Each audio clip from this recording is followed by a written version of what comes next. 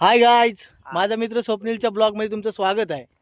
आज आम्ही फिरायला आलोय मालदोली. तर गाईज बघताय तुम्ही कसला सेक्सी लुक आहे. लेट्स सी मालदोली. गाईज त्याचं लग्न तर काय होत नाही, पोरीचं भेटत नाही, तरी पण भेंचोत फोटो काढण्यात बघा किती व्यस्त आहे.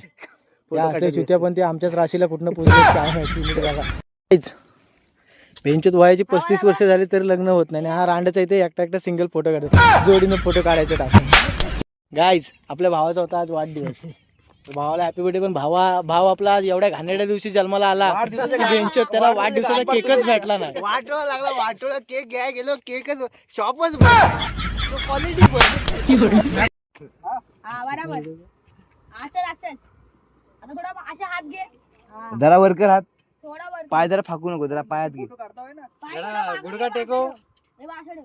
गुडघा टेको जरा दोन आणि नमाज पड. पडला बा आता खाली. चेहरा तर थोडा समोर घे. हात आता फाको पूर्ण असे. तो पोट आहे. ओके बा, हा फोटो जबराट आलाय. आता एक फोटो मध्ये स्टोरी. आता आम्ही निघालोय परतीच्या प्रवासाला. पुन्हा एकदा आमच्या घराकडे, पुन्हा एकदा आमच्या नवीन एमआयडीसी.